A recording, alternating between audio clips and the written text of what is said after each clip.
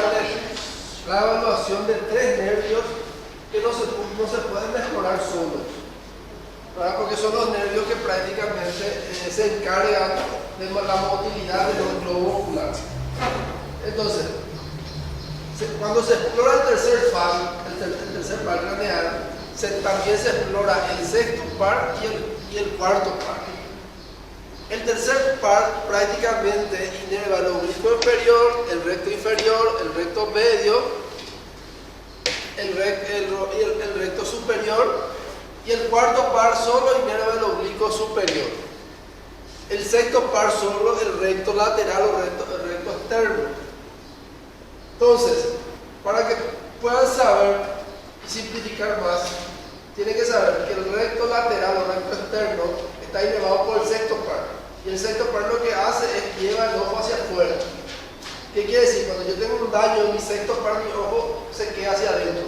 ¿Por qué? Porque mi tercer par le gana al sexto par que está dañado. ¿Me entienden?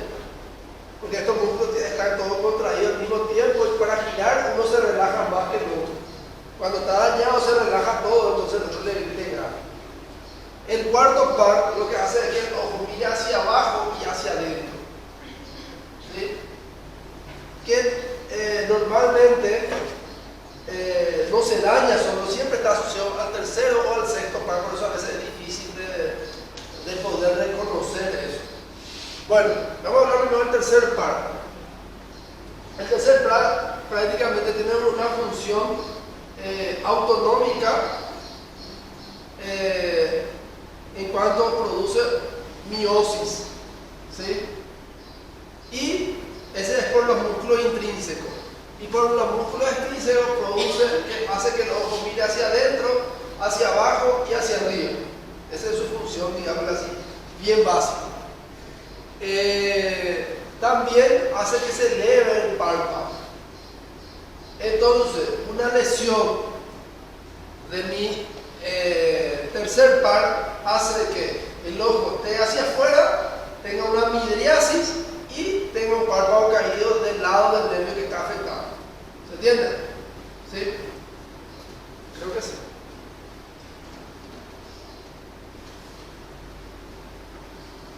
Entonces, sus fibras parasimpáticas están para la contracción pupilar, lo que genera las fibras externas. Los motores extrínsecos producen estrabismo, diplopía, que es visión doble.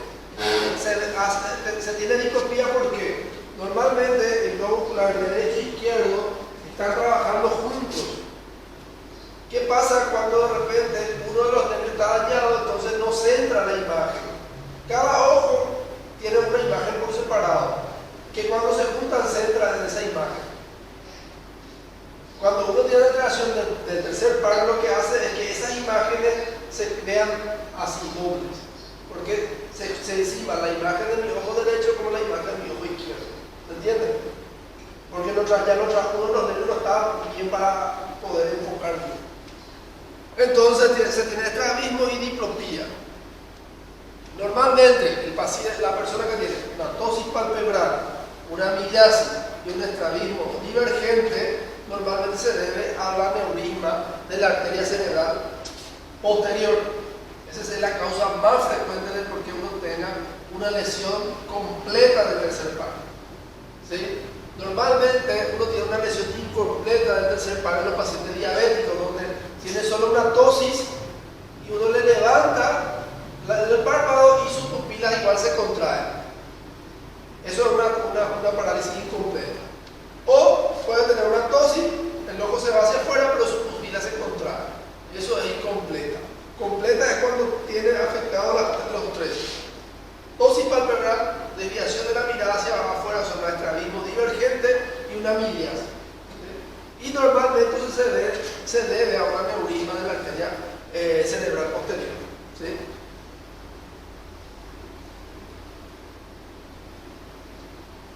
Entonces, lo primero que hacemos, y es lo que después nos da las pupilas simétricas, isocóricas. Entonces, bueno, lo que en el examen físico se suele poner pupilas simétricas simétricas, isocóricas, reactivas a la luz.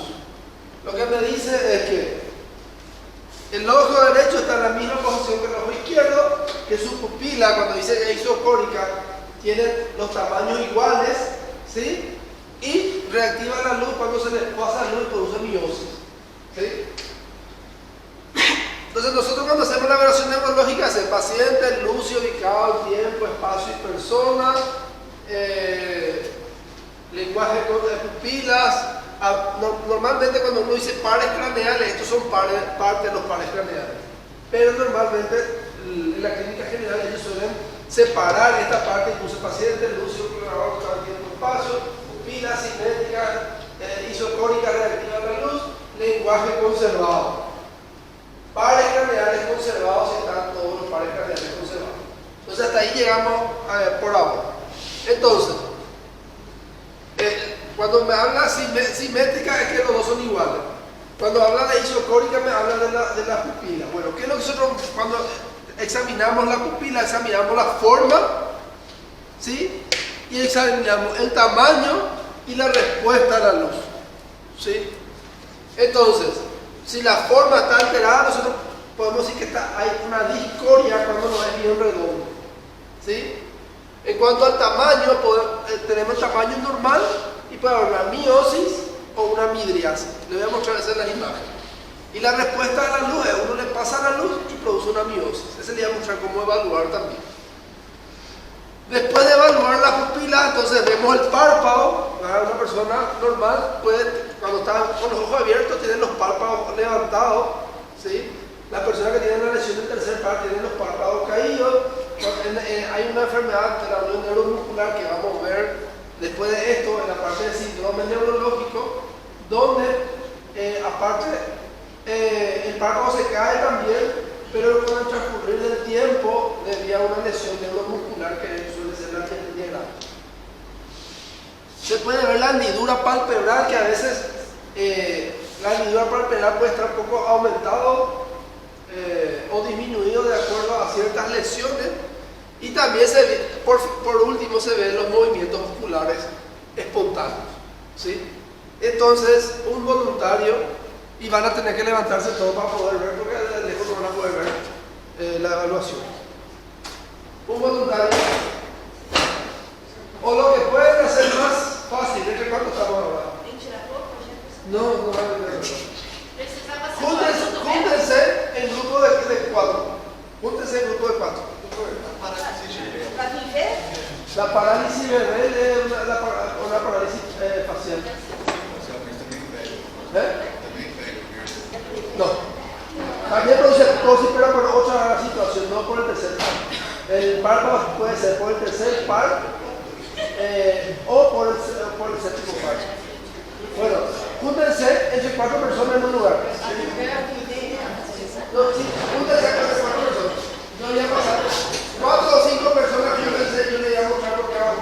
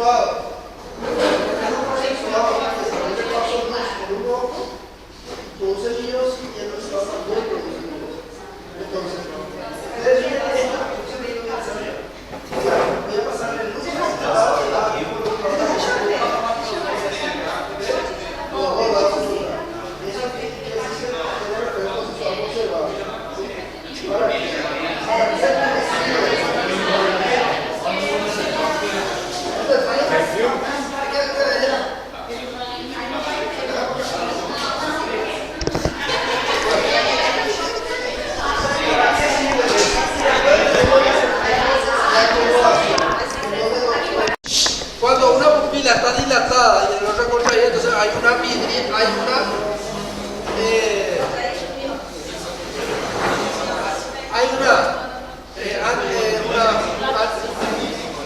anisocoria a expensa de una midriasis de un lado. Puede haber una meiosis o puede haber midriasis bilateral también. ¿Sí?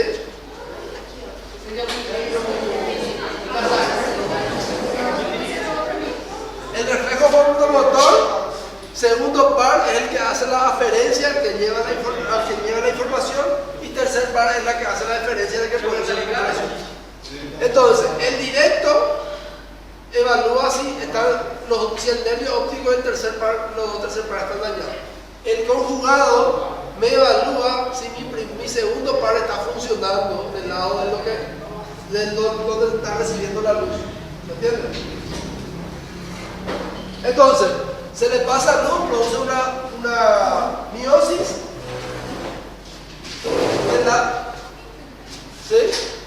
Y por reflejo conjugado del otro lado también tiene que producir meiosis, si está bien los dos nervios. Ahí evalúo mi tercer par de este lado y mi segundo par de este lado. ¿Sí? Bueno, la oftalmoplejía completa es la oftalmoplejía completa o lesión completa del tercer par, que se ve, como dijimos anteriormente, por los neurismas de la arteria cerebral posterior. ¿Qué compone? Tosis palpebral, que es la caída del párpado. ¿Sí? Si uno agarra y levanta este párpado, va a tener un estrabismo divergente y va a tener una midriasis. ¿Sí? Entonces, tosis palpebral, estrabismo divergente, midriasis, entonces me habla de una oftalmoplejía completa del tercer par. Sí, va a ver más borroso del lado que está la midriasis, porque no va a poder enfocar. Por eso nada más. La midriasis es constante cuando hay lesión del tercer par, es constante. No le pasa la luz, no va. Aquela hemiplegia facial, ela está relacionada com esse par? Con el séptimo par. Porque também dá uma fotógrafa. Sí, pero ahí da por una lesión del séptimo par de lo auricular, en este caso es del músculo del párpado. Sin embargo, el facial es por el auricular.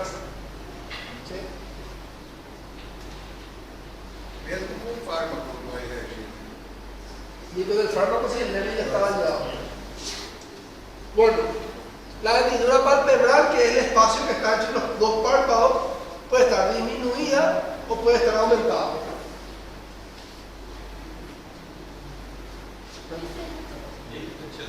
La disminución de la hendidura palpebral se puede ver en el síndrome de Clauder-Horner, que a veces suele ser por tumoración a nivel de la cadera simpática. En la oftalmoplejía del tercer par también está disminuida. En la tosis palpebral congénita o adquirida puede ser también, de repente que nazca ya con esa alteración, o exceso de párpado, ¿verdad? Constitucional o dañoso, de repente puede ser que los párpados se le caigan un poco. Entonces, en ese caso la hendidura palpebral está disminuida. ¿En qué caso la hendidura palpebral está aumentada? Esta ya es una exageración solo para poder. Normalmente esto en la hipertiroidismo suele estar así, ¿verdad? También puede ser una parálisis facial periférica, donde hay la oftalmia, la exoftalmia por tosis, hipertiroidismo, trombosis del seno cavernoso también, ¿verdad? Porque el seno cavernoso está en esa región, y tumor de la órbita que haga que comprima el nervio hacia el globo ocular hacia adelante.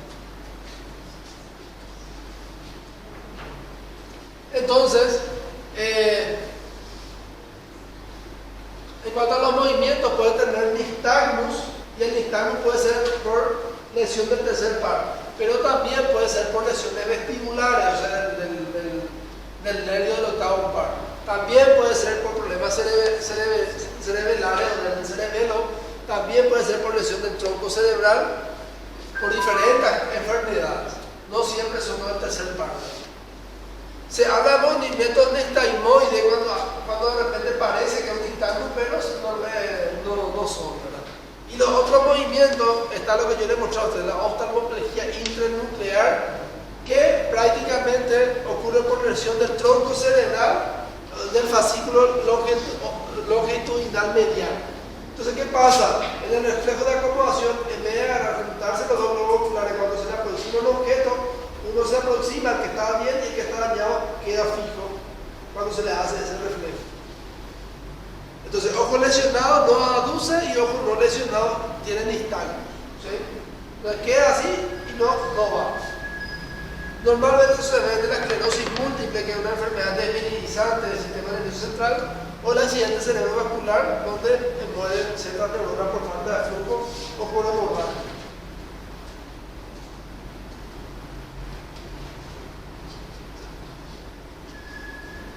Bueno, entonces, el motor ocular externo produce una abducción del globo ocular, hace que el globo ocular mire hacia afuera, pero si está dañado, entonces el globo ocular mira hacia adentro, produce un estrabismo convergente, y también hay visión doble porque justamente el globo ocular no trabajan juntos, ¿verdad? Entonces hay una diplopía y un estrabismo convergente. Normalmente, cuando hay una lesión de tercer par, hay que primero pensar en la hipertensión endocraneal. ¿Sí? La lesión del sexto par, o del oblicuo externo, la lesión del sexto par no es una lesión que me puede localizar. Yo tengo una lesión en el cerebro, en el tronco cerebral, en el mesencéfalo, en el bulbo. Normalmente no es un nervio que localiza. El único entre todos. Los otros prácticamente, si yo tengo una lesión de mi tercer par y tengo una tosis, probablemente mi lesión está en el tercer par, o si no, está en el mesencéfalo a nivel del tronco, ¿verdad? Sin embargo, en el sexto par no ocurre eso porque es un núcleo muy extenso. Entonces, y lo que está asociado probablemente a una hipertensión endocraneal. Si yo tengo un sexto par, o sea, un paciente que mira hacia adentro y no hacia afuera, y no puede llevar su ojo hacia afuera, entonces yo tengo que pensar que el paciente probablemente tenga una hipertensión endocraneal. ¿Qué quiere decir? Tengo que pedir una tomografía de urgencia porque el paciente puede morir enseguida. También puede verse la diabetes mellitus, ¿verdad? Por una mononeuropatía, o sea, una lesión del sexto par.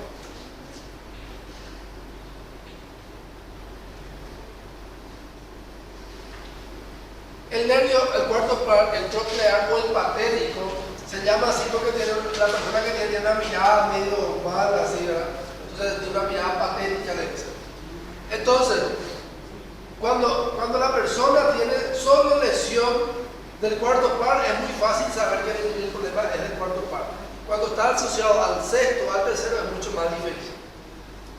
Normalmente la persona que tiene lesión del cuarto par mira hacia adentro, hacia abajo y hacia adentro.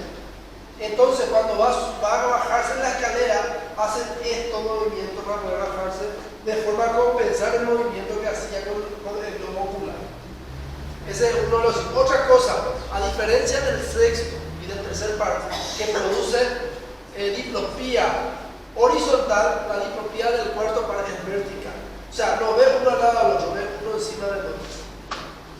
Esa es la característica.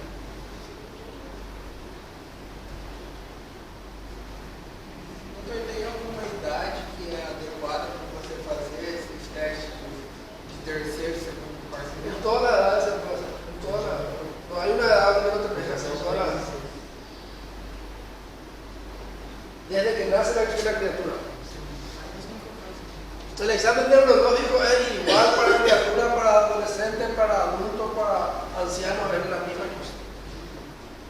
Las respuestas pueden ser un poquito distintas, pero la forma de evaluar es la misma. Bueno, ahora entonces vamos a evaluar el quinto par o el nervio trigémino, que normalmente cuando se afecta es porque hay una afectación del nervio, o si no, normalmente pensamos que la afectación está a nivel del pedúnculo, ¿verdad? O sea, a nivel del puente, que justamente ahí es su origen aparente, donde comenzamos a ver la salida del nervio. Normalmente en la región lateral, si ustedes ven en el atlas del néter, ¿ustedes qué atlas usaban? Normalmente ve ahí que está saliendo en el medio ahí los trigéminos. Seguramente en la práctica también vieron, ¿no? No se acuerdan de la práctica. Algún día tenemos que irnos entonces a repasar. Bueno, podríamos implementar en otros años hacer práctica anatómica y después semiológica. Bueno, entonces el nervio trigémino es un nervio mixto. ¿Qué quiere decir? Tiene función sensitiva, tiene función motora y también participa de dos tipos de reflejo que vamos a ir hablando. Entonces, sensibilidad sirve para la sensibilidad de la cara, la masticación y los reflejos. ¿Sí? Entonces, para la sensibilidad de la cara es muy sencillo. Se le pide al paciente que cierre los ojos y tenemos que saber prácticamente las ramas del nervio trigémino, para que tiene tres ramas: el nervio oftálmico, el nervio maxilar y el nervio mandibular. ¿Sí? Prácticamente el nervio óptico inerva la parte sensitiva prácticamente por encima de la nariz y la región frontal. ¿Sí? El nervio maxilar debajo de la nariz y hasta la parte superior del labio superior. ¿Sí? Y el nervio mandibular por debajo del labio superior, todo el mentón, ¿verdad? No la parte de abajo, sino la parte de arriba, hasta la oreja. Por detrás de la oreja y de la cabeza, la región occipital, ya está inervada por los nervios cervicales. ¿Sí? Ya no es más por el nervio trigémino. Saber esta característica y este recorrido es muy importante, porque de repente los que tienen trastornos psiquiátricos pueden simular una neuralgia del trigémino y decir que le duele incluso acá. Entonces, si de repente le duele todo y también le duele acá, es muy difícil que eso ocurra en la vida real. Puede ocurrir en medicina nada absoluta, pero es muy improbable de que uno tenga una lesión cervical y también tenga una lesión ahí a nivel del tronco, a nivel del nervio al mismo tiempo. Es muy raro eso. Casi no se da. Entonces eso me va a ayudar a yo poder distinguir, ¿es o no es una neuralgia del trigémino? Y es muy importante porque alguien se va con dolor, le duele todo el cuello y normalmente solo estrés. ¿Verdad? Y el estrés se trata de una forma de la neuralgia del trigémino, no se trata de otra forma. Entonces hacer un buen diagnóstico es muy importante. Además que si uno tiene lesión que no es solo del trigémino y es medular, por ejemplo, el pronóstico puede ser malo también. Entonces, distinguir esto es muy importante, porque esto es anatómica, es así, no podemos modificar. ¿Sí? Es así, es así. Entonces, ¿cómo se explora? Se le pide al paciente que cierre los ojos y se le va pasando algo, incluso puede ser el dedo, ¿verdad? Pero para que de repente no parezca acoso, siempre es bueno tener un cotonete, ¿cómo ustedes le llaman? Puede ser como un cotonete y entonces le va pasando por la región 1, 2 y 3. Entonces, cuando uno le va pasando, lo primero que ustedes van a preguntar es si siente o no siente. Entonces, ¿está sintiendo? Si te dice sí, tienen que preguntarle dónde está sintiendo. ¿Sí? Porque si no, pueden confundir. De repente ya puede decir sí siento. Y vos ustedes piensan, sí siento. No. ¿Dónde está sintiendo? Y ahí te va a señalar dónde está, sin abrir los ojos. Se hace entonces uno de un lado y se compara con el otro lado. Uno de un lado y se compara con el otro lado. Uno de un lado y se compara con el otro lado. Y así se evalúa la sensibilidad. ¿Sí? Bueno. Y entonces, cuando hay trastorno sensitivo, uno puede tener una sensibilidad normal de la cara, puede tener una hipoestesia, ¿sí? Cuando disminuye, o una anestesia cuando no siente nada. Puede tener una hiperestesia también cuando de repente siente más de lo normal. Entonces prácticamente es eso, para la sensibilidad. Para la masticación, entonces, primero hay una inspección. Entonces, prácticamente, la persona, vos le mira toda su mandíbula, si no está desviado o no. Entonces, se ve si no hay atrofia de los músculos temporales y de los maceteros, ¿sí? Si hay una desviación de la línea media de mi mandíbula y de los incisivos, se le pide que muerda y de repente que tiene alteración, tiene un poco desviado. tiene un poquito desviado hacia un lado hacia el otro, ¿sí? Por atrofia de los músculos. Entonces, si este músculo tiene una atrofia, entonces el otro músculo va a predominar y va a llevar hacia el otro lado mismo. En realidad es este, de abajo. Entonces va a llevar la mandíbula hacia el otro lado. Este quiere decir que este músculo está funcionando, pero este músculo no está funcionando en este caso. ¿Sí? Si de repente yo veo y no hay ninguna alteración, pero sigo pensando que puede haber una alteración del quinto par, hay una inspección dinámica. Le pido al paciente que abra y cierre la boca, ¿verdad? Y se ve si hay desvío de la mandíbula para el lado de la lesión que se intensifica con la apertura vocal. Entonces, el que tiene alteración y este está funcionando, sin embargo este está fallado, hace cierre que se nos lava por lado. ¿Sí?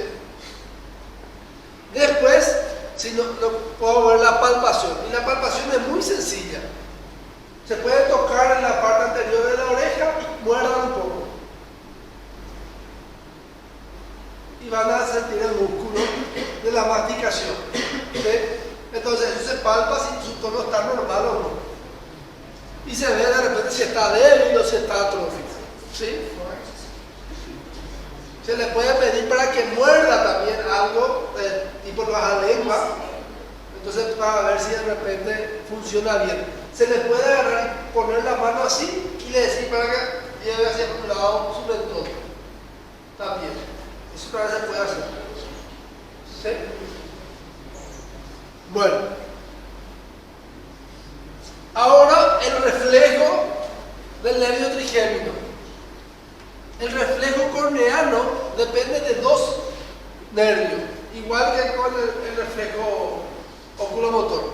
Depende. La aferencia está dada por la parte sensitiva del quinto par.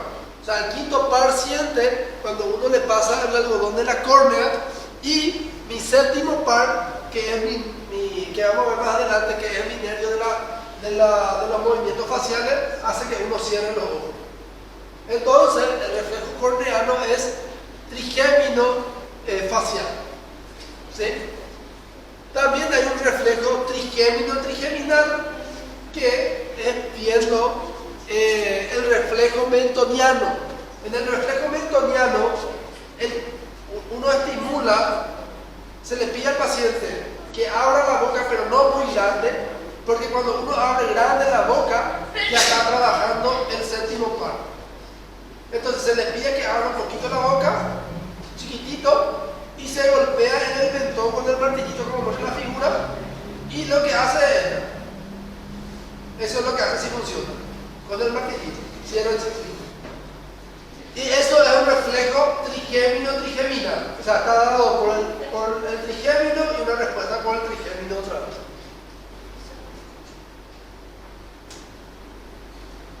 Bueno, entonces ahora vamos a hablar ya del séptimo par. Ya hablamos del sexto cuando hablamos del tercero y del cuarto.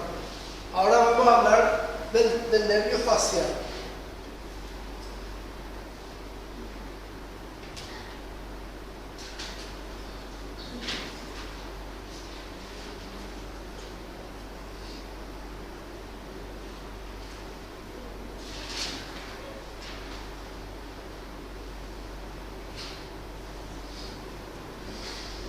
Entonces el nervio facial también es un nervio mixto, también es un nervio motor, también es un nervio sensitivo, y también participa en narcorreflejo, y también tiene función autonómica para la secreción glandular.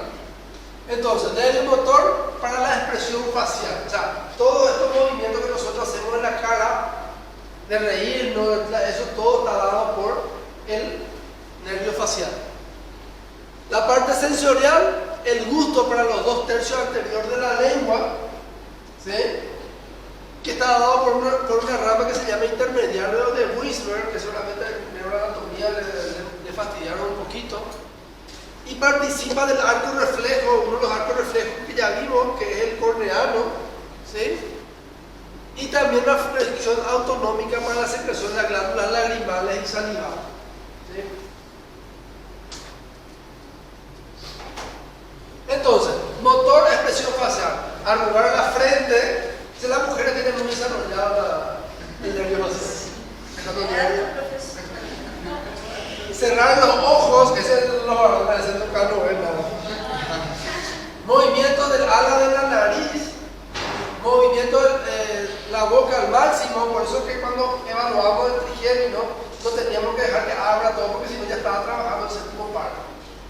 y mirar el músculo platima, que es este músculo, el músculo del DERA, no sé cómo le decimos.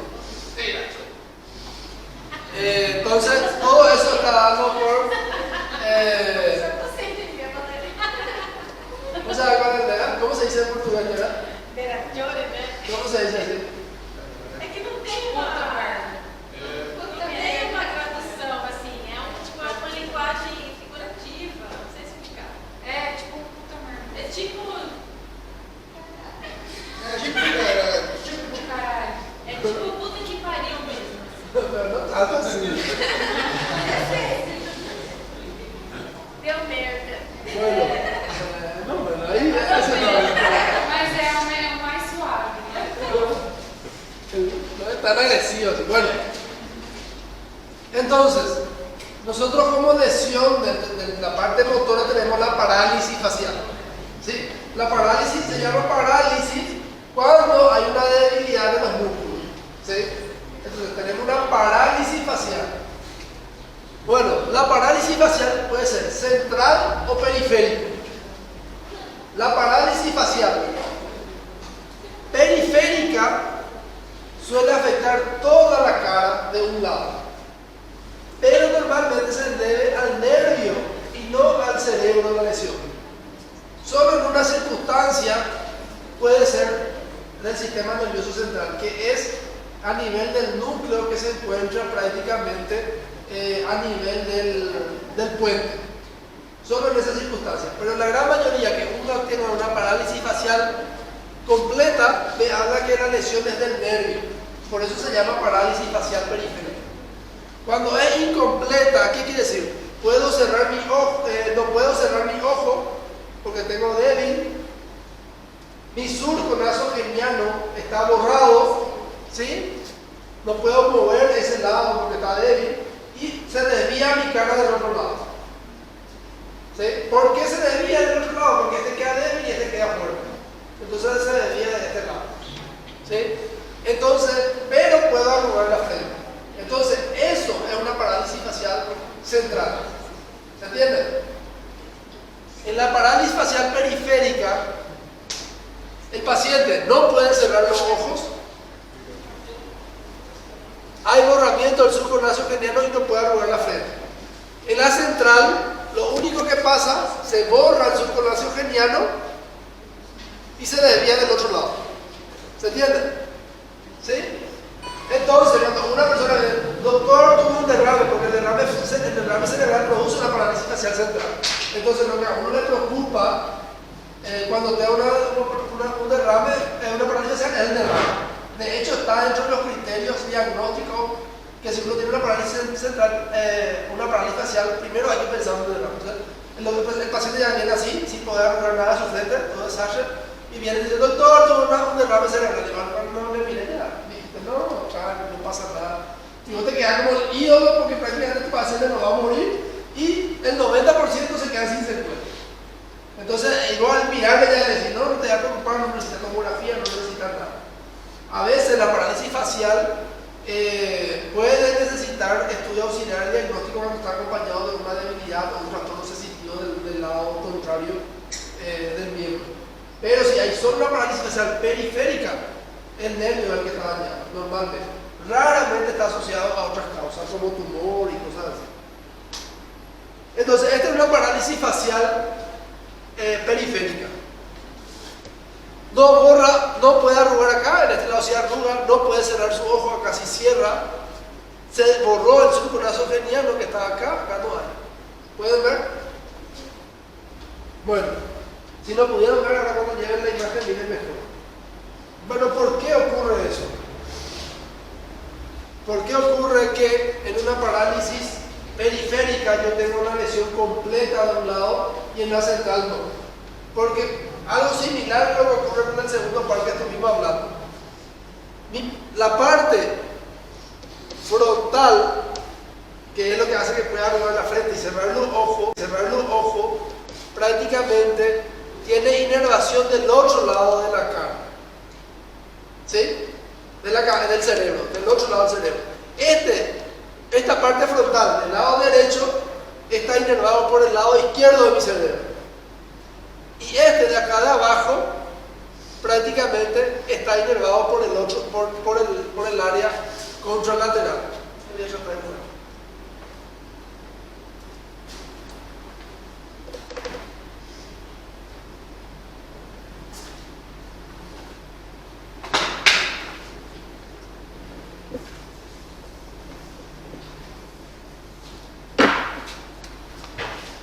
Este es mi cerebro, ¿sí? Y este va a ser mi cara. ¿Entiendes? Entonces,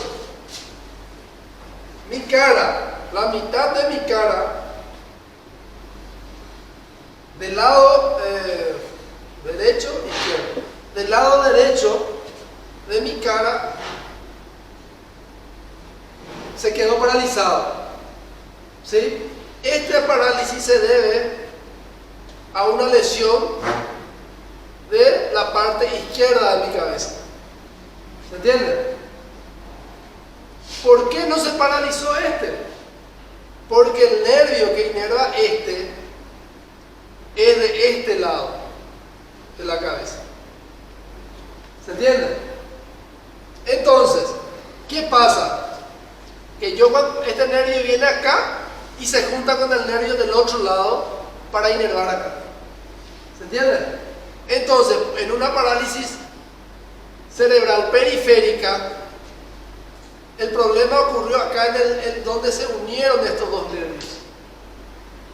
¿Sí? El nervio que era de este lado y el nervio que era de este lado.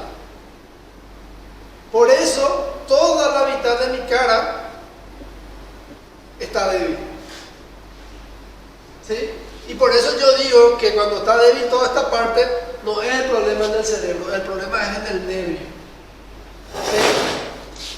Y solo ocurre en una situación muy particular cuando hay una lesión a nivel del tronco cerebral, que es justamente donde el núcleo se une también. En ese caso puede ser que yo tenga, pero ahí voy a tener algún trastorno sensitivo o motor del miembro del otro lado. ¿Se entendió entonces por qué? Professor, na minha cidade tem uma senhora que tem um tumor, estava falando das meninas. Ela teve a paralisia, iniciou, daí começou a aumentar e não fez fisioterapia, não retornou, né? Aí fez um exame de tomografia, até ela está com um tumor de 4 ou 5 centímetros. E está pressionando os nervos. Por eso, en una parálisis facial periférica, ¿qué es la característica? Cuando es un tumor, la parálisis facial es mucho más lenta. E foi aumentando. Cada vez tiene más. Cuando es por un cuadro infeccioso o por una parálisis de Bell, que es una parálisis del séptimo par idiopático, uno de repente comienza un día a sentir hormigueo y al día siguiente directo ya tiene una parálisis. A diferencia de un tumor que cada vez comienza a tener más debilidad. Esa es la diferencia. ¿Verdad? Entonces la aparición aguda, repentina, de forma toda la cara, esa es una parálisis facial periférica, no por un tumor. Ahora, si va apareciendo cada vez de a poco y no mejora, eso sí es por un tumor. Por eso que la parálisis facial tiene que ser visto por el neurólogo para el seguimiento. El neurólogo no pide ninguna imagen, a no ser que piense que es por un tumor o por una lesión central, que prácticamente el porcentaje es muy poco. Professor, na parálise periférica, eu abro os olhos. En la periférica no podés cerrar el ojo. Não cerra, no não se cerra, fica abierto. Entonces vos querés hacer ese y el ojo lo que agarra es baja el globo ocular. Y se ve la córnea, la ancla. Sim, e na central eu sei. En la central sí se puede cerrar. E só com esto é possível diferenciar. Solo con eso. Por eso que de repente la persona que no entiende de esto es porque hay médicos que no entienden o porque no le prestó atención y no ven más, después ya no ven más, entonces se desespera cuando hay una parálisis facial periférica.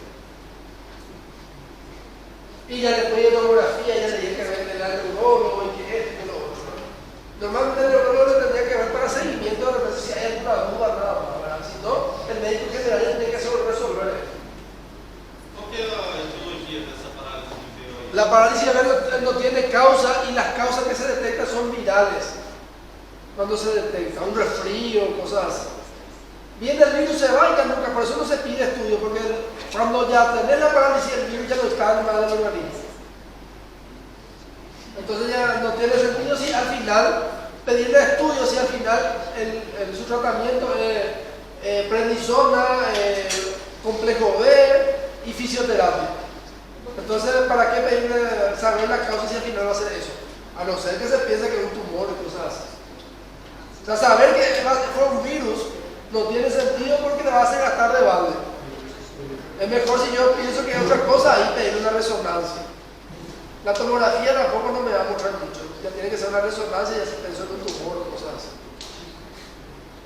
¿Estamos? Sí.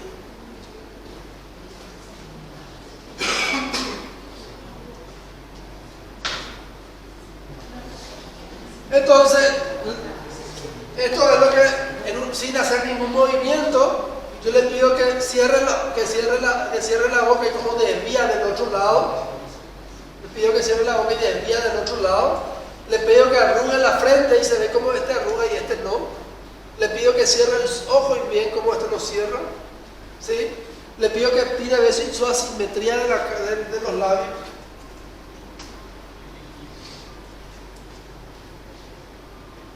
Se chama Bell, paralisia de Bell. Síndrome de Bell o parálisis de Bell, que es una parálisis del nervio periférico, etiología no conocida, no aclarada o idiopática. Entonces, el nervio facial en la parte productor para la expresión facial puede ser central, vascular, tumor, sistema nervioso, infección, traumatismo craneoencefálico, la lesión facial.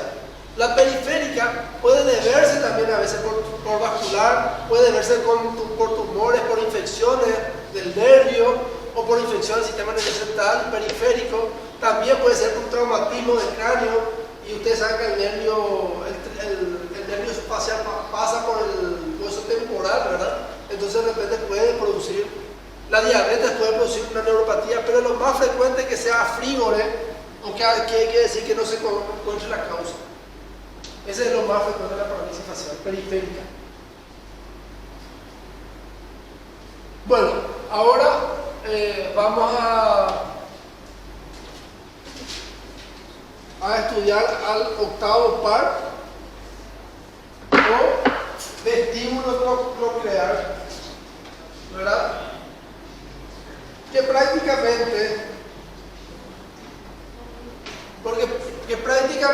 evalúa la parte coclear, evalúa la audición y la parte vestibular evalúa el equilibrio. Entonces, cuando evaluamos el octavo par, lo que evaluamos es el equilibrio y la audición del paciente. Entonces, antes de evaluar la audición, yo tengo que ver primero, mediante una otoscopía,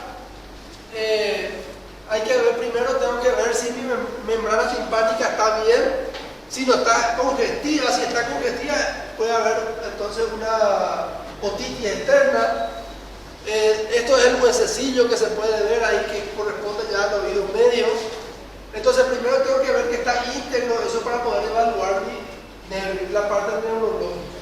Si yo tengo mucha suciedad, mucha cera, entonces probablemente el problema es por la cera y tengo que hacer que el otorrino quite eso. ¿Para qué también hago la otoscopía? De repente puede estar perforado y entonces eso es una urgencia también para la parte de otorrino que le tienen que ver también. Entonces ahí ya puedo descartar muchas cosas que no ven en la parte neurológica. Entonces la otoscopía y ver la conducción auditiva externa y el oído medio. Y ahí el otoscopio, en lo que se hace, se mete, se abre, en el adulto se levanta un poquito la oreja y se ve. En el niño se baja un poquito y se quita hacia afuera. El adulto hacia arriba y hacia afuera, para que se pueda ver bien la membrana timpánica. Después, lo que se hace es la audición, las pruebas cocleares, ¿verdad? Entonces, ¿qué es lo que se hace? Primero, se hace la prueba de voz cuchicheada. Entonces, te vas al lado del paciente y le hablas despacio, así cuando va a hacer fofoca.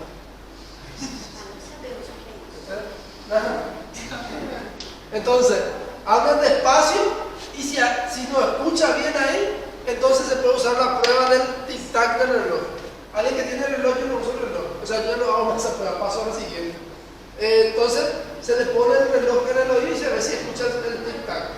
¿Verdad? Quando Obviamente não que- faz tic-tac, eu tô surdo. ¿Sabe?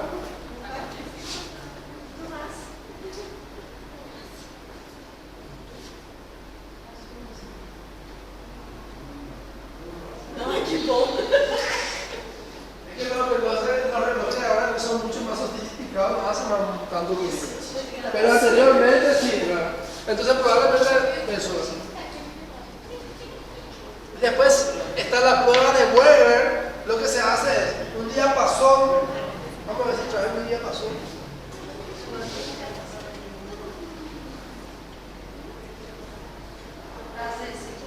Não, ele falou muito disso Bueno, hoje, né? en el síndrome de Weber se pone un diapasón, ¿verdad? Se hace vibrar el diapasón, se pone sobre la cabeza y la persona que está normal siente la vibración del diapasón en toda la cabeza.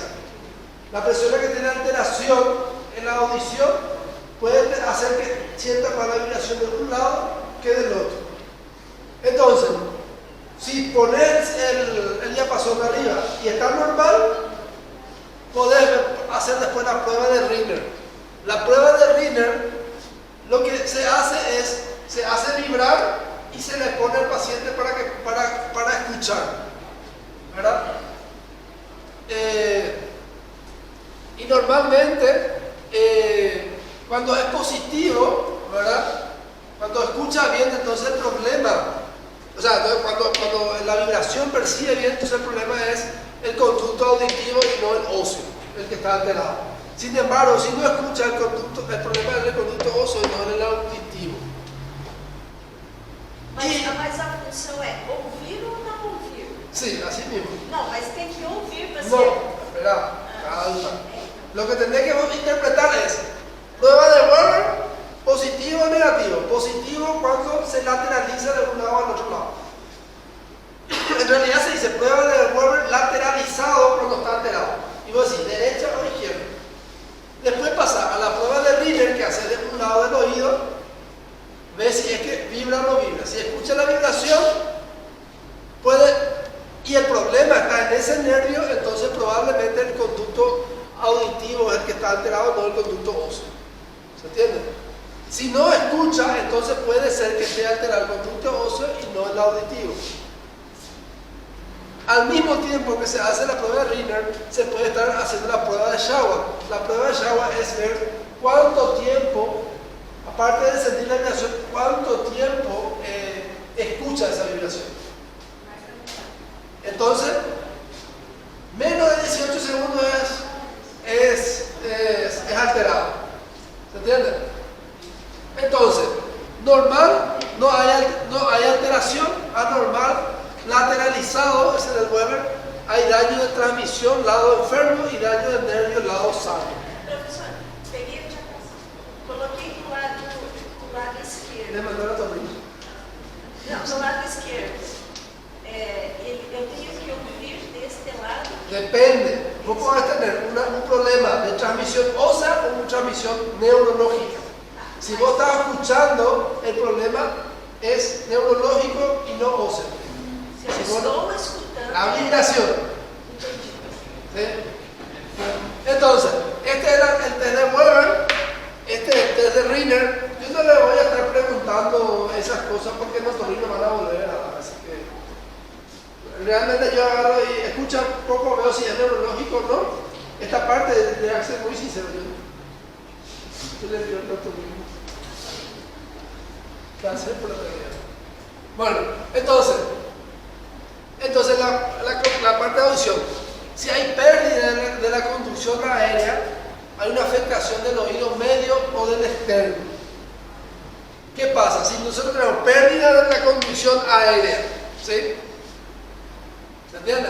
Entonces, lo que yo pido es una afectación del oído medio o del oído externo. ¿Qué quiere decir? Mi membrana no es así. Ahí está la alteración. Si yo pienso que es una pérdida de la conducción aérea. ¿Se entiende? ¿Sí? Entonces, no va a oír el reloj en tic-tac. Cuando yo le pongo no va a oír el reloj en tic-tac. Por lo tanto, el cuchicheado tampoco lo va a oír. la prueba de Weber está lateralizado hacia el mismo lado de la lesión. O sea, si en este lado que lo estoy escuchando, mi Weber va a estar lateralizado hacia este lado. Me pongo acá y voy a sentir que mi vibración me lleva hacia ese lado. ¿Sí?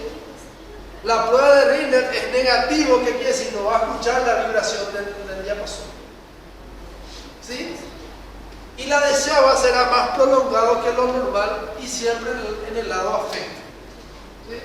Entonces, ¿qué es lo que se hace? Así, ¡pum! Se golpea el diapasón, se ve la vibración. Se va hacia ese lado y entonces se golpea otra vez y se escucha. Y la prueba de Shava lo que hace es lo siguiente: pone a nivel del ¿cómo se llama? Sí. El hueso mastoide se pone ahí y normalmente dura más de 18 segundos la percepción de la vibración en el nivel del hueso mastoide. ¿Se entiende? Entonces, para uno hacer la semiología completa hay que hacer todo eso. Bueno, entonces, si yo pienso que mi problema es una pérdida de la conducción aérea, afectación del oído medio o del externo, entonces, no escucha el tic-tac, Weber lateralizado hacia el lado de la lesión, ¿sí? Riner es negativo y Shawab es prolongado. ¿Se entiende? Si yo tengo alteración de la transmisión ósea, entonces, ¿qué quiere decir? Lesión del laberinto o del nervio auditivo. ¿Sí? Entonces, ahí yo hago mi prueba de Weber, está lateralizado hacia el lado opuesto a la lesión, mi Weber va a estar hacia estos lados, mi prueba de Riner será positivo, que quiere decir yo voy a escuchar, ¿sí? Y la de Shawab estará acortado, o sea, la vibración va a estar acortada. ¿Se entiende? ¿Más o menos? ¿Sí?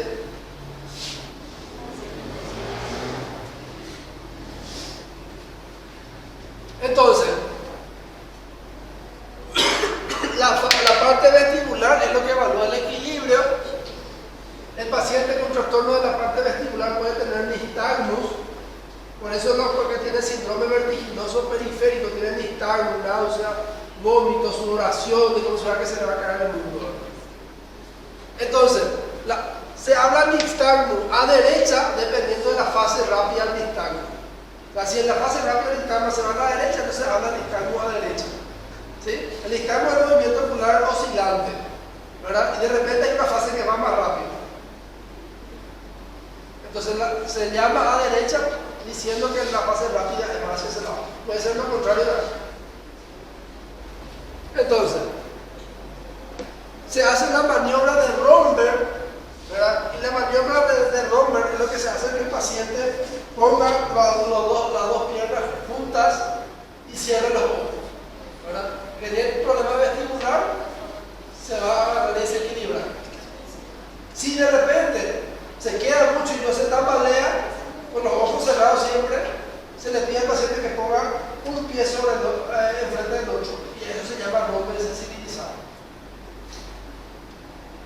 La prueba del índice de Varani se hace de esta forma. ¿Apuntamos así? Bueno. Vas a alzar y vas a bajar y vas a alzar bien. ¿Sí? Alzar así y bajar.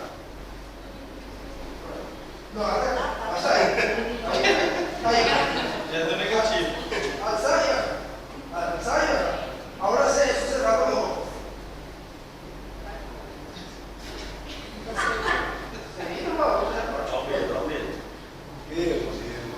Bueno, el que tiene problemas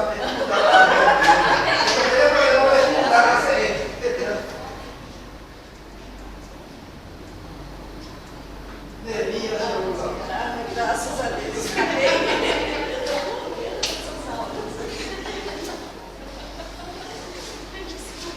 prueba de desviación del índice de Varani. La marcha, cuando la marcha se le pide para el paciente que camine, ¿verdad? Mas nasce uma linha. No, esperar la calma, así rápido y armonioso. Entonces, Prova de desviação, você não vai com a força, pode ser. La marcha, vos le pedís que camine adelante y atrás, pero cerrando los ojos. Entonces le pedís que camine adelante y después se vaya hacia atrás. Bueno, el que tiene problemas vestibular hace una marcha en estrella. Entonces, ¿qué pasa? Le pedí que cierre los ojos y hace esto. Como si fuera que está dibujando una estrella en el piso. Entonces, la marcha en estrella se ve en los pacientes de trastorno vestibular. Las pruebas calóricas y rotatorias, lo que se hace es prácticamente se les pone agua fría o agua caliente en el oído para ver si se producen dictamen, náusea y vómito. Bueno, entonces evaluamos ya el octavo par, el vestíbulo coclear. ¿Quieren descansar? 20 minutos, continuamos. ¿Sí? Yo creo que es justo.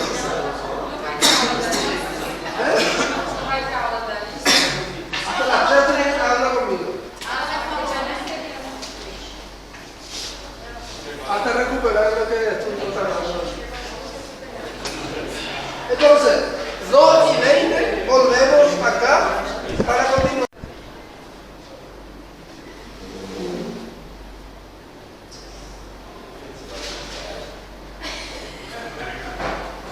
Será que ele pode desligar o ar? Não. Vamos fazer votação para desligação hoje?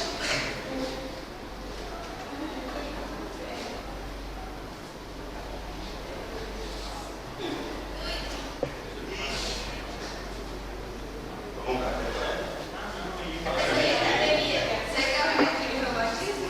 Não, porque vou ter uma academia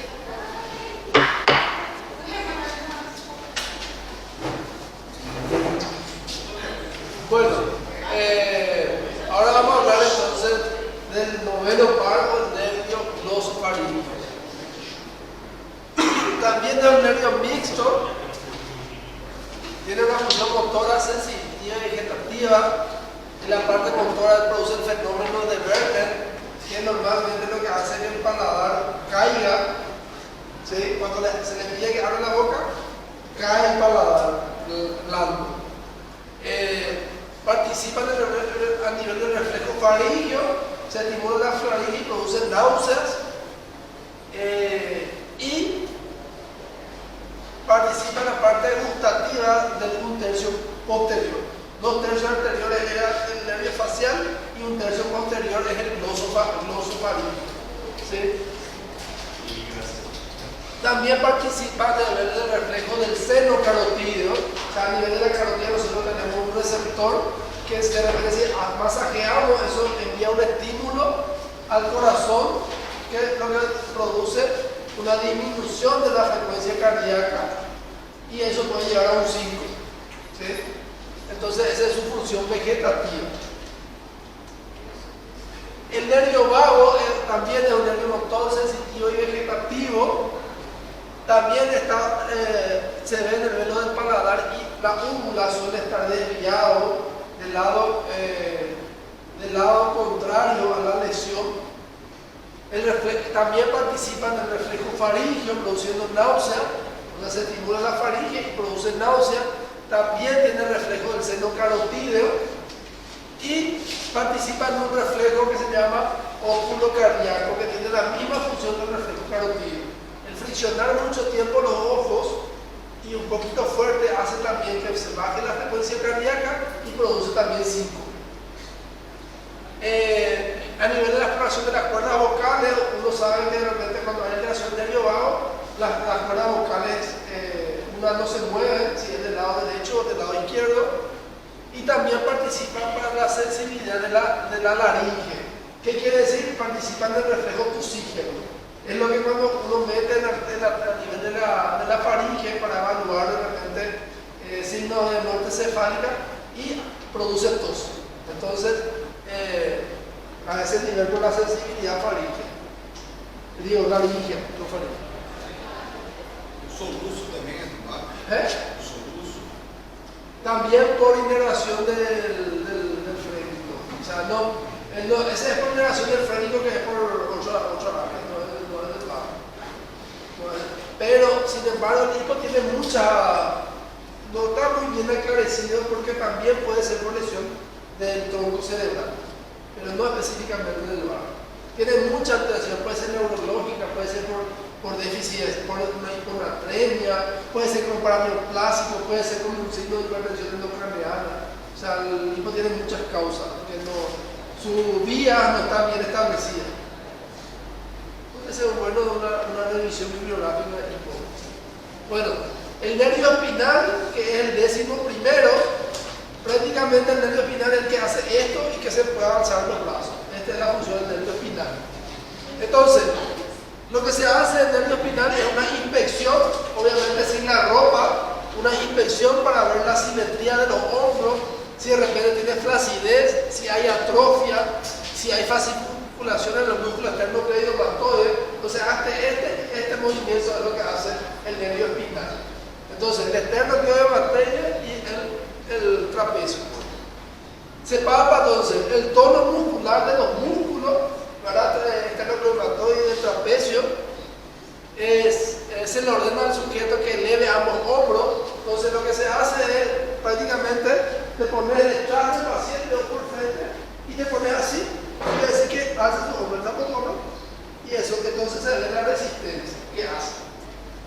Se le ordena al sujeto rotar la cabeza, entonces lo que uno pone es una mano de un lado y se le pide que gire hacia ese lado, y ahí se evalúa el esternocleidomastoide del lado contralateral. Y la misma cosa del otro lado y se evalúa el esternocleidomastoide del otro lado.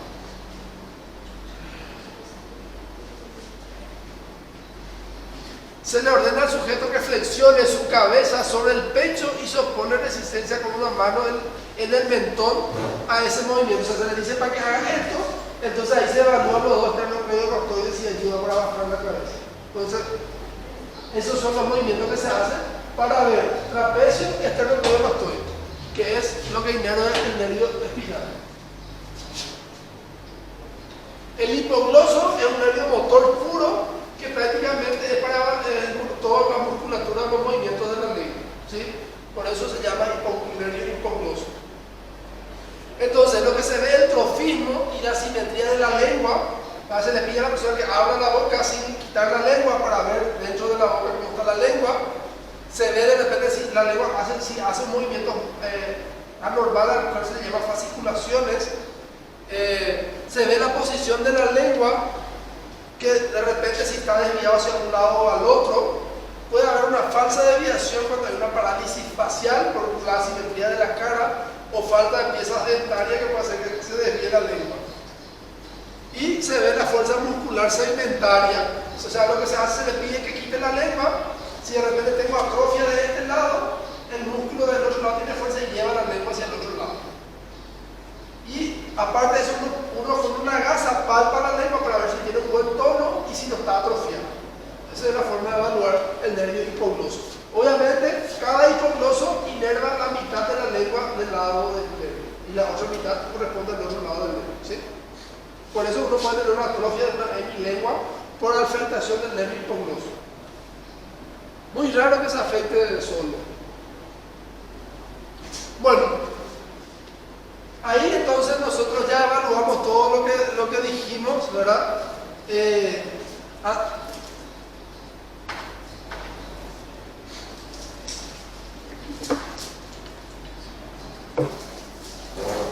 Entonces, la evaluación normal sería entonces paciente, lúcido, colaborador, ubicado, tiempo, espacio y persona, lenguaje conservado, pupila simétrica, isocónica relativa a la luz, pares craneales conservados, y después tenemos que ver fuerza muscular. ¿Cómo se evalúa la fuerza muscular de los miembros prácticamente?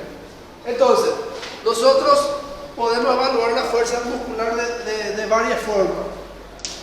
Nosotros podemos decir que la fuerza muscular está conservada o tiene una fuerza muscular alterada. ¿Y qué eso puede ser? Una paresia. La paresia es la debilidad de los músculos, o sea, de los músculos, sin llegar a ser una plejía. ¿Qué quiere decir? La plejía es cuando no hay ningún movimiento muscular, ¿sí? Entonces, uno puede tener una paresia o una plejía. ¿Sí? La paresia quiere decir que de repente yo puedo mover mi mano, pero no puedo levantar, no puedo flexionar, pero muevo algunos dedos. Entonces yo tengo una paresia de mi miembro superior y una plejía es cuando yo no puedo mover nada de mi miembro. ¿Entiendes? Entonces, si yo tengo un dibujo de una persona, yo puedo tener, si tengo afectado mi miembro inferior, lado izquierdo, una paresia de mi miembro inferior izquierdo. Eso es una monoparesia. O el superior, el derecho o el izquierdo. A eso se le llama monoparesia. Ahora, si yo tengo una paresia de mis dos miembros inferiores, se llama paraparesia. Cuando prácticamente mis dos miembros no puedo mover. ¿Sí? No puedo mover bien. Si no puedo mover mis dos miembros superiores y mis dos miembros inferiores, una cuadriparesia. Si yo no puedo mover la mitad de mi cuerpo de un lado, se habla una hemiparesia del lado izquierdo o una hemiparesia del cuerpo del lado derecho. La misma cosa, cuando no muevo nada, puedo hablar de una monoplejía, una paraplejía, una cuadriplejía, una hemiplejía. ¿Sí? ¿Me entienden? Bueno, por lo menos eso yo quiero que ustedes entiendan. Todo ese concepto de monoparesia, paraparesia, cuadriparesia, hemiplejía. Pero si yo quiero ser mucho más fino en mi evaluación, yo evalúo la fuerza muscular en fuerza muscular proximal y fuerza muscular distal. Fuerza muscular proximal de miembros superiores sería la fuerza de esta parte de mis miembros superiores, y mi fuerza distal de miembros superiores sería toda esta parte. ¿Se entiende? Miembros inferiores, distal, proximal. ¿Se entiende? Entonces, esto, aparte de eso, del proximal y distal de miembros superiores, yo puedo clasificar en 0 de 5, 1 de 5, 2 de 5, 3 de 5, 4 de 5 y 5 de 5. Una fuerza muscular conservada equivale a 5 de 5. Una plejía equivale a 0 de 5. Una paresia puede ser desde 4, 3, 2 y 1 sobre 5. ¿Se entiende? Ese si yo quiero ser más preciso en mi evaluación de fuerza muscular. Entonces, sería así. Sería así. Miembro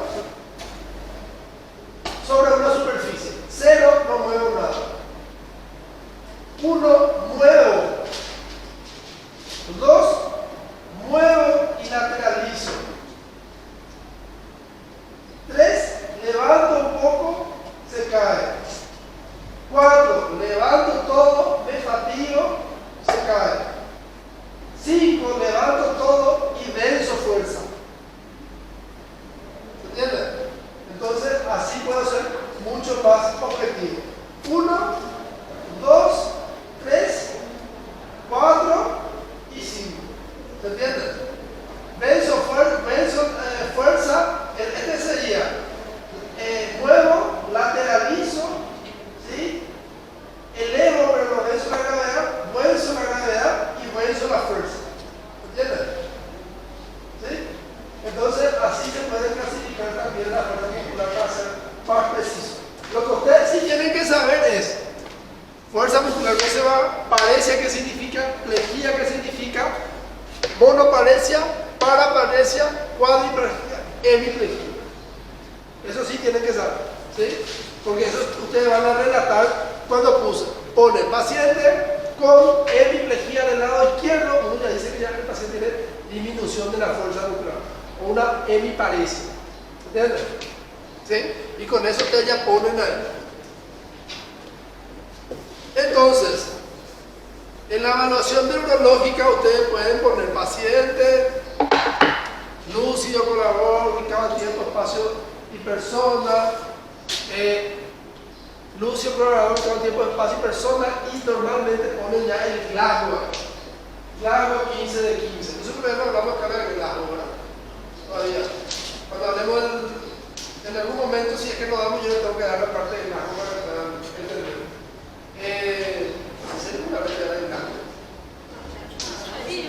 Então, nessa parte neurológica, dessa parte. Pero ya llegamos a hablar de Glasgow. Não, nossa. Todavía. Bueno. Bueno, entonces vamos a empezar ahora. ¿Qué pasa? No importa. Entonces, lúcido, colaborador, ubicado en tiempo, espacio y persona. Normalmente, cuando yo digo eso, yo digo que mi paciente tiene Glasgow 15 en 15. Algunos igual le pone, así como le pone todo esto, pone acá Glasgow 15 en 15. En realidad, la escala de coma de Glasgow es una escala que sirve solo para el traumatismo craneoencefálico. Pero después se generalizó porque facilitó algunas cosas para algunos médicos, se siguió haciendo esa misma valoración. Y prácticamente en la escala de Glasgow lo que se le valora es la respuesta motora, ¿sí? La respuesta verbal y la respuesta ocular. La respuesta motora es 6, la respuesta verbal es 5 y la respuesta ocular es 4. Es 4. Entonces, la respuesta motora, si uno le dice al paciente levantar el brazo derecho y levanta el brazo izquierdo, entonces es 5.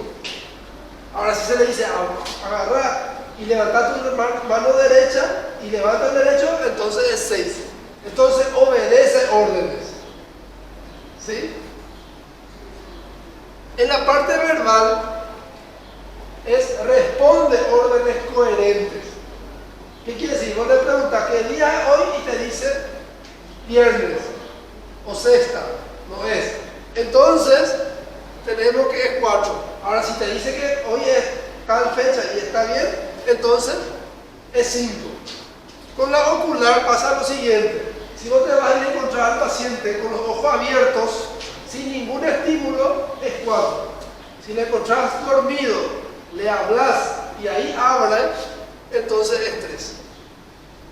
Con estímulos mínimos. ¿Sí? Entonces, la motora obedece órdenes, mueve pero no obedece órdenes, es 4. Ahora, es 5. 4, ¿verdad? Uno agarra y le pincha y agarra y quita. Localiza el dolor.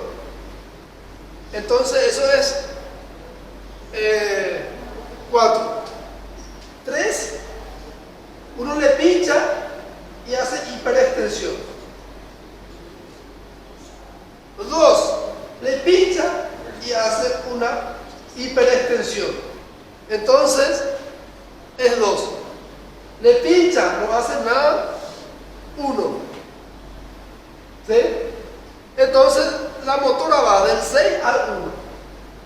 La verbal dice palabra coherente, 5. Dice palabra que no es coherente, 4. Balbuceo, 3.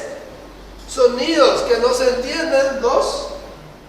Y 1 no emite ningún sonido. ¿Sí? ¿Entienden?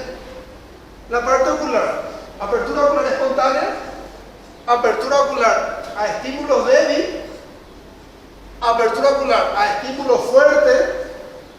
Sin apertura ocular 1. Entonces nosotros cuando estamos muertos o en un coma profundo podemos tener 3 de 15. Nunca menos de 3 de 15. Y solo podemos tener el máximo de 15 sobre 15. Se habla de coma desde que sea menor a 9. ¿Entienden? Normalmente. Pero a veces hay ciertas cosas que el paciente puede tener un Glasgow 9 y no estar en coma, ¿verdad? Entonces, por eso es que la escala de coma de Glasgow sirve más para el traumatismo, no para otros tipos de patología. ¿Sí? No le quiero mezclar demasiado con eso, pero lo que usted tiene que saber entonces es la valoración de la escala de Glasgow. Eso ustedes entran en internet y van a encontrar en cualquier lado la misma explicación. E incluso hay gente que quiere modificar y ya comienzan a hacer la escala de coma de Glasgow modificado, pero no le hagan caso todavía.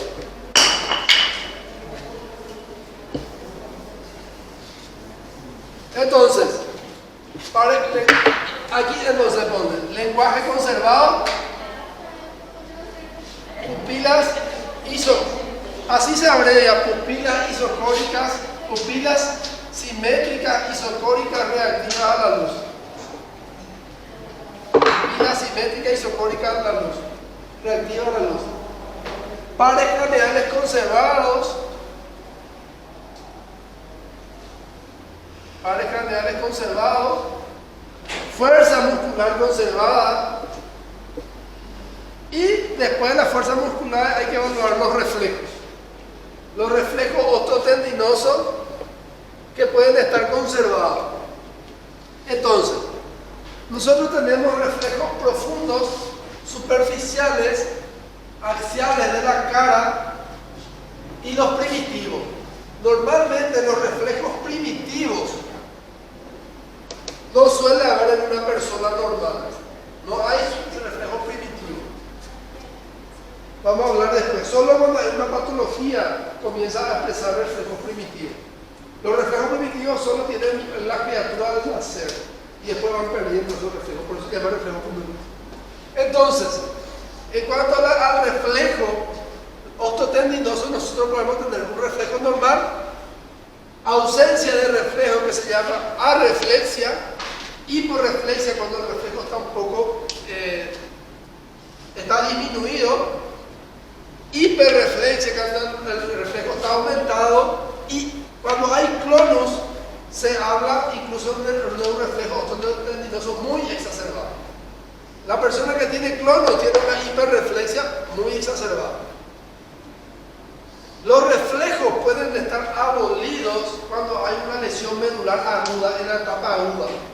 Pero en la etapa crónica de una lesión medular, normalmente los reflejos osteotendinosos se hacen positivos. O sea, se hacen con hiperreflexia y con clonus. La presencia de clonus siempre habla de una lesión neurológica central. Médula espinal, tronco cerebral, cerebro. ¿Sí? La presencia de reflejos abolidos o negativos me habla de una lesión de nervios periféricos. A excepción de una lesión medular aguda en su etapa de inicio de hasta 4 semanas por ahí aproximadamente. Después se hace una hiperreflexia.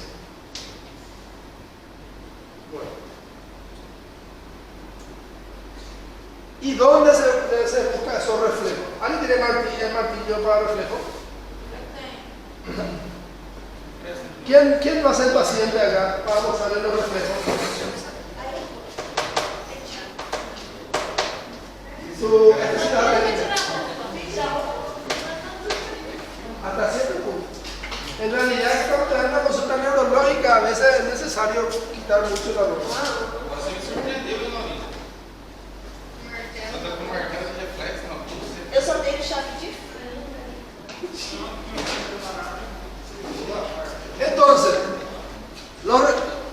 tenemos reflejos osteotendinosos o miotóticos de miembros superiores y de miembros inferiores. En los miembros superiores tenemos el bicipital que evalúa C5 y C6. ¿Qué quiere decir? Que si yo tengo un reflejo aumentado a nivel de C5 y C6, quiere decir que tengo una lesión medular en C5 y C6.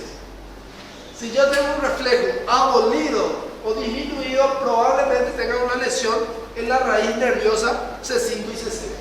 Por eso que es importante evaluar. Entonces, ¿qué es lo que hago? Siempre tiene que estar bien relajado se golpea como si fuera un látigo, ¿sí? Así como un péndulo, perdón. Este es el golpe que tienen que hacer, ¿sí? No es recto así, sino esto. ¿Loco? Mira ya. No, mira. Deja ahí. No, ya, ponme duro. Ahí se ve cómo se mueve, ¿sí? El de ella no es muy vivo, ¿no? ¿Mira?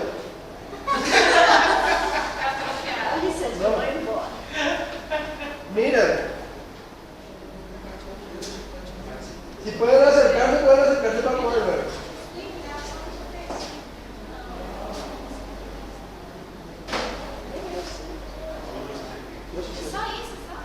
En realidad es de ella. Yo digo, cada que sigue acá. Cada que sigue acá. No, sí, es un espejo normal para...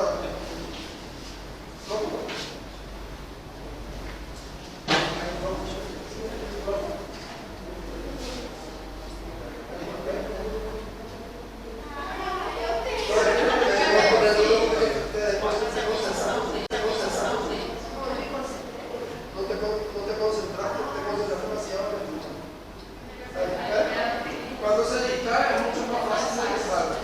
Entonces, lo que evalúa entonces es C5 y C6. El tricipital. Claro que tenemos. Entonces, el tricipital.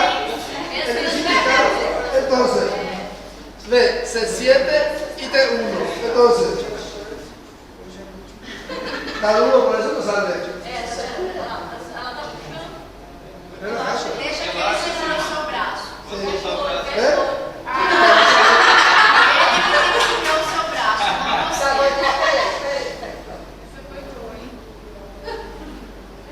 Não você. Por eso no sale. Tiene que hacer yoga.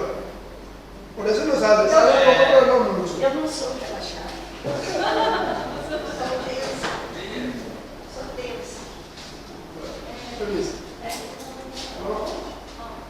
Quero pular. Entonces, ese es el reflejo tricipital. El cúbito programador tiene que hacer este movimiento. Este es prácticamente el más difícil para que salga, no todos salen, que salga. Entonces, ¿loco? Entonces se golpea acá. Prácticamente lo que se mueve en ella es su dedo nomás, pero en realidad a veces incluso mueve así el. Y el estilo radial hace lo contrario, hace esto. ¿Eh? A esse não dá pé.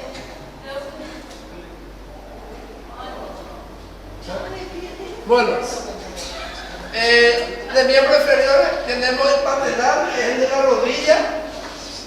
Sacate un poquito más de frente. No, ahí no, para que ellos vean. Entonces, normalmente el miembro tiene que colgar. A veces no tenemos, por eso las camas suelen ser altas, ¿verdad? A veces no tenemos que usar alguna maniobra. Entonces, me voy a pasar un secreto. Permiso, que ya tocar bien. Entonces, tienen que tocar el tendón.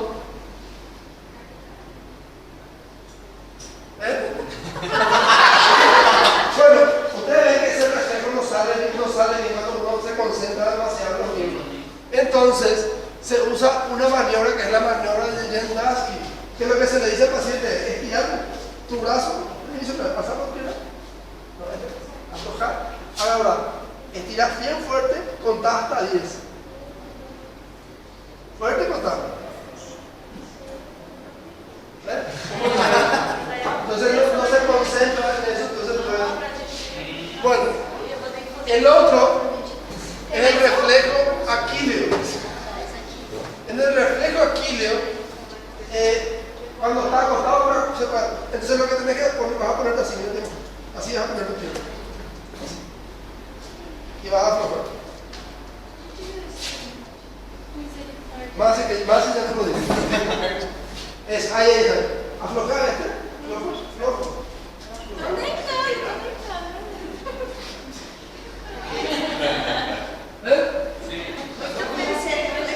Entonces, el patelar me evalúa L3, L4, el Aquileo me evalúa L5, S1 y S2. Entonces es para eso.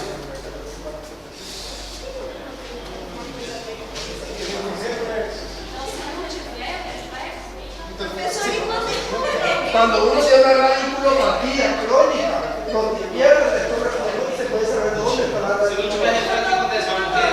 No te va a morir. Quiere decir que tu nervio no va a... Cuando más el agua tiene el reflejo llega a ser. Aparte de eso, si uno se concentra, ella siempre todo el tiempo estaba tensa. Entonces hay que ver un mecanismo para poder distraerle a las personas. Por eso cuando uno le va a evaluar, no se le evalúa estando mucha gente. Le evalúa solo, ¿verdad? O máximo otra persona acompañante, porque si no se distrae. é que eu gosto de consulta Tem que particular. estar casando marihuana. Não, eu gosto de consultas particulares. Bueno, entonces el reflejo ototendinosos son conservados. Los superficiales o cutáneos mucosos, tenemos el cutáneo plantar, ¿verdad? Y el cutáneo abdominal. El cutáneo plantar, entonces normalmente se habla de signo de Babinski. Y algunos ponen, entonces, presencia del signo de Babinski o ausencia del signo de Babinski. ¿Qué es lo que es el signo de Babinski? Uno hace pasar por la planta del pie, no de la mano, ¿verdad? Desde la parte externa, ¿verdad? De la parte externa se agarra y se presiona, y cuando hay signo de Babinski positivo me habla que hay una lesión central, medular, troncoencefálico y cerebral, igual que el florus, ¿sí? Entonces, se hace de esta forma, se presiona, y la persona que es normal tiende a hacer esto con su dedo. La persona que tiene lesión central hace que el dedo gordo del pie se vaya hacia afuera y los otros dedos se abren en la cuadrícula. Ese es el signo de Babinski, que normalmente se ve en los pacientes con accidente cerebrovascular, medulares. Cuando ustedes tengan eso allá en el hospital, tienen que pedirle el muestro, el signo de Babinski. ¿Sí? Después, entonces, el signo de Babinski me habla de lesión de neurona motora superior, o sea, de la segunda, de la primera motoneurona. Entonces, extensión de los dedos del pie, apertura de los dedos del pie. A veces existe el signo de Babinski cruzado. Yo le hago desde un pie y abre del otro lado que está. Y a veces, cuando es demasiado, puede haber espontáneo. De repente solo se mueve el pie y ya comienza a abrir todo. Suele ser raro, pero se puede ver también así. Después están lo que se llaman sucedáneos de Babinski. Los sucedáneos de Babinski son otras maniobras que lo que trata de hacer es que salgan los signos de Babinski. Y dentro del sucedáneo, prácticamente estos tres es lo que ustedes tienen que saber. El de Oppenheim, ¿verdad? Que lo que se hace es, se aprieta la tibia de esta forma y ahí hace esto el paciente. ¿Sí? El de Schaffer, lo que se hace se aprieta, en ustedes ninguno van a salir porque ninguno tiene una lesión medular ni cerebral. Así que vamos a hacer de balde de ustedes porque va a salir. El de Schaffer, lo que se hace, se aprieta el tendón de Aquiles y ahí hace la misma cosa.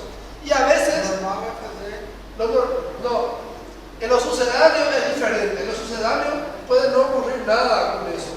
En los sucedáneos lo que trata es, de repente, si no me salió con el signo de Babinski, en los sucedáneos a veces sale. Para eso, de repente, yo hago y no me sale y yo pienso que tiene una lesión central. Y le sigo probando con los sucedáneos. ¿Sí? Entonces trata de que produzca el signo de Babinski. Entonces, el Oppenheim y el Schaffer. A veces uno puede hacer los dos juntos, el Oppenheim y el Schaffer al mismo tiempo para ver si sale. O la maniobra de Gordon, que lo que hace, se aprieta los músculos gemelos y ahí produce la maniobra del signo de Babinski. Después están estos otros que casi no se usan. En este caso, en esta maniobra lo que hacen la misma cosa que el tema de Babinski, pero en vez de hacer acá, le hacen lateralmente y eleva el dedo gordo del pie. Pero eso no se usa tanto. Los sucedáneos más frecuentes el Schaffer, el Gordon y el Oppenheim. Eso usted tiene que saber si se le pregunta Y si se le dice, haceme la maniobra de tal cosa, usted tiene que saber hacer la maniobra. Así que pídale a su instructora que le muestre. Por lo menos estas 3 maniobras tienen que saber. Y la de Babinski también. Entonces,